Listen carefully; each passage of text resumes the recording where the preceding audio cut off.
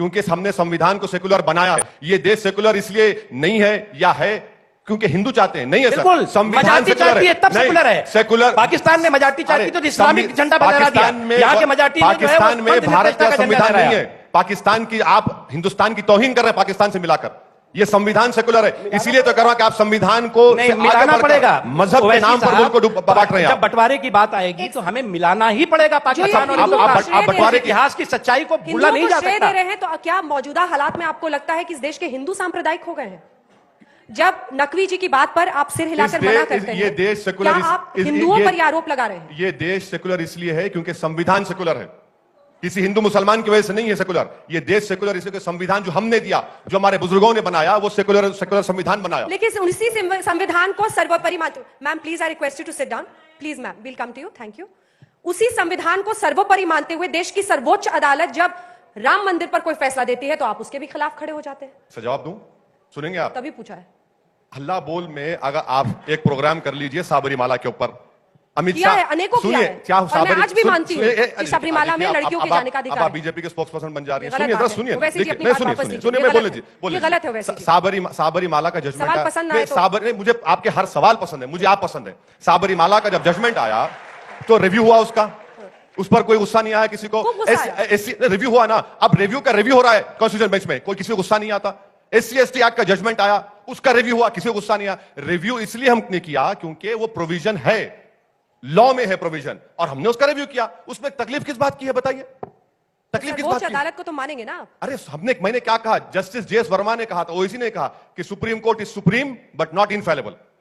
ये JS वर्मा ने कहा था, और JS वर्मा की तारीफ सुन लीजिए जो हिंदुत्व का जजमेंट लिखे। इस पर आपका जवाब? देखिए क्या है, वैसे एक ही प्रोग्राम में आपने कांग्रेस का प्रवक्ता, बीजेपी का प्रवक्ता सब बता नहीं, आप किसके भी नहीं है, रेटोरिकली बोला हूं। देखिए ओवैसी साहब ने तो कसम खाई है कि जो मानना है, जो कहना है वही कहेंगे, जो अफवाह फैलाना है वही फैलाएंगे, देश में सद्भाव और भाईचारे की बात नहीं करेंगे। लेकिन मैं एक बात कहना चाहता हूं, यह वक्त बहुत ही नाजुक है, हम पर हमले दर हमले हैं। दुश्मन का दर्द यही तो है, हर हमले पर सहमले हैं।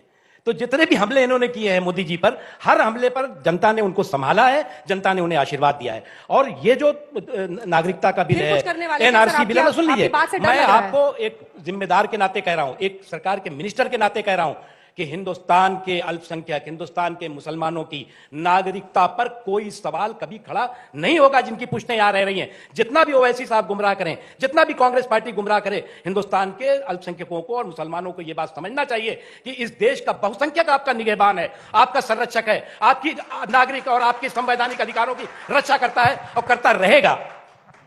इनके पास एक मुसलमान MP जीतता नहीं है लोकसभा से, और बड़ी बड़ी बातें करते हैं। खुद तो लोकसभा के इलेक्शन नहीं लड़े, ना पार्टी लड़ाई, ना जीतते हैं, और आप बड़ी बड़ी मैं जीत के भी आया हूं। नहीं, अभी क्या आपके वालिद साहब के साथ था मैं। सर 2014 में क्या हुआ? आप हार गए 2014 में, हार गया। 19 कोई बात नहीं, हारना जीतना, मैं 5 चुनाव लड़ा, हारा जीता। आप सुन तो लीजिए ना, इतनी बेचैनी आपकी जैसी कॉन्स्टिट्यूशन नहीं है मेरे पास। सर इतना पेट में दर्द क्यों होता है जब सच्चाई बोलते हैं? सुन लीजिए, आप मिनिस्टर हैं, इतना आप थोड़ा सुन लीजिए। आपके पास एक मुस्लिम MP नहीं है लोकसभा का, और आप बड़ी बड़ी बातें करते हैं। प्राइम मिनिस्टर कहते हैं कि कपड़े देखकर बोला जा सकता है। प्राइम मिनिस्टर कहते हैं कि खबरस्तान, रमजान, शमशान, ये जबान किसने इस्तेमाल की? सर आप पावर में, मैं पावर में नहीं हूं। आप एग्जाम्पल क्या दे रहे हैं? आप खुद बताइए ना। वैसे जी, लेकिन आप भी लगता है कि आईने के प्रतिबिंब इनके बन गए हैं, आप मुस्लिमों के नेता बन के रह गए। ये सवाल मैं बार बार करती हूँ, आप बार बार आपको हमेशा बोलता रहूंगा कि मैं मुसलमानों का नेता नहीं बनना चाह रहा हूं। हैदराबाद के सांसद हैं। हाँ। जब उस बेटी के साथ ऐसा विभत्स घटना घटी, तब हमने असदुद्दीन ओवैसी को इतना प्रखर क्यों नहीं देखा? उस दिन मैं लगातार आपके ट्विटर अकाउंट पर आपकी बाइट का इंतजार करती रही। अनफॉर्चुनेटली आपने ये नहीं देखा कि मेरे वहां के MLA के कैंडिडेट रहमत बेग जाकर उस घर में बैठकर उस खानदान से, उनके वालिद और वालदा से मुलाकात की। हमें तो वैसी जी की आवाज बुलंद लगती है। नहीं सुनिए, तो आपकी आवाज का इंतजार था। और मैंने उसके खिलाफ बोला है, और मैंने ये भी कहा है कि एनकाउंटर को मैं नहीं मानता। और सुप्रीम कोर्ट के जज ने, सुप्रीम कोर्ट चीफ जस्टिस ने कहा कि एनकाउंटर जो है वो रिवेंज है, जस्टिस नहीं है। उन्होंने एक स्पीच में कहा। मैं हूं मैडम, ऐसा मत समझिए कि अगर आपके पास नहीं आया तो नहीं होगा। सर एनकाउंटर पे आप तुरंत आ गए। उस लड़की, उसकी लड़ाई के लिए क्या मेरे पूरे पार्टी के लोग वहां पर गए, उनसे मुलाकात किए, और मैं किसी एक बच्ची की जिंदगी पे सियासत करना गलत समझता हूं। जितनी तकलीफ मुझे भी अल्लाह ने बेटियां दी हैं, मैं भी उस गम में शामिल हूं। मैं कैसे खामोश बैठ सकता हूं मैडम? कैसे खामोश बैठूंगा मैं? अब आखिरी सवाल की तरफ हम बढ़ रहे हैं।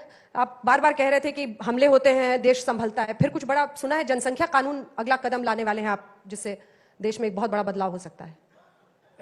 देखिए पहली बात यह कि जनसंख्या को नियंत्रण करने के लिए कोई ऐसा तो है नहीं कि इस मुल्क में पहली बार कोशिशें हुई हैं, बहुत बार कोशिशें हुई हैं, लेकिन वो कोशिशें, हालांकि हम लोग उस टाइम अपोजिशन में थे, जिस वक्त कांग्रेस पार्टी ने परिवार नियोजन, हम दो हमारे दो, ये सारी चीज़ें की, उसके बाद एक नसबंदी लेके आके खड़े कर दी, तो उसको लेकर के एक बहुत बड़ा कन्फ्यूजन था।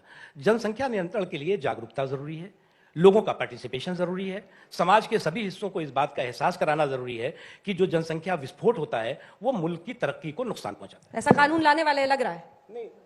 नहीं, कानून तो कुछ भी ला सकते हैं, कानून कुछ भी ला सकते हैं, मगर ये सवाल का ये जवाब नहीं देते कि इस मुल्क में जो डेमोग्राफिक डिविडेंड है, इस मुल्क की आबादी का 60% हिस्सा 40 साल से कम उम्र का है।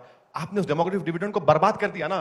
वो 2030 तक लास्ट करेगा, किसी भी देश में नहीं है। आपने मुल्क के नौजवानों को क्या दिया? नौकरियां दी। अनएम्प्लॉयमेंट 6% हो चुका है मैडम।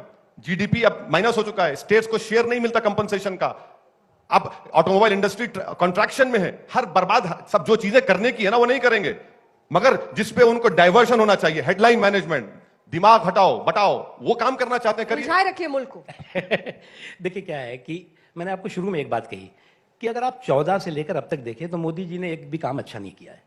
बुरे काम कितने किए अभी आप इनसे लाइन से जुड़वा लीजिए। आपको वैसी जी की ताली तो मैं इसी लेकर इनको बुरे काम कितने किए हैं ये बता देंगे सारे। जितने काम अच्छे हैं सब बुरे बता देंगे। मैंने तो शुरू में आपको बताया कि अगर किसानों के लिए, मजदूरों के लिए, नौजवानों के लिए, अल्पसंख्यकों के लिए, गरीबों के लिए, पिछड़ों के लिए, समाज के सभी वर्गों के लिए, महिलाओं के लिए, उनके सशक्तिकरण के लिए, इंपावरमेंट के लिए अगर मोदी जी की सरकार ने काम किया है तो इनको एक भी नहीं दिखाई पड़ेगा। इनको क्या दिखाई पड़ेगा? इनको दिखाई पड़ेगा कि कहा था सर, आपने कहा था ना कि आप 5 साल में 5 करोड़ माइनॉरिटी स्कॉलरशिप देंगे। देंगे ना? बता रहा हूं 3 करोड़ 18 लाख दे दिया है और आने वाले 5 करोड़ में देंगे 5 साल। सुनिए ना सर, इस साल आपने 150 करोड़ कम कर दिए स्कॉलरशिप के अमाउंट में। सर अरे सर, आप क्यों ऐसा बात? अमाउंट की चक्कर मत पड़िए। अमाउंट हमारे पास कमी नहीं है। अमाउंट की हमारे पास कमी नहीं है। हाँ बिल्कुल नहीं। हारून का खजाना है। पिछली बार 3 करोड़ 18 लाख अल्पसंख्यक छात्र छात्राओं को स्कॉलरशिप दी जिसमें 60% लड़कियां थी। इस बार हम 5 करोड़ देंगे जिसमें 60% लड़कियां होंगी। आप दोनों का धन्यवाद। और इस वादे के साथ अनंत है ये बहस, जिस जोश से आप लोग कर रहे हैं इसको हम लोग जारी रखें आने वाले वक्त में भी। आज तक होगा जब बुलाएंगे आप मुझे, जब लाइन में आप भी खड़ेंगे, हम भी खड़े, बुलाएंगे आप मुझे। बहुत बहुत धन्यवाद आप दोनों का।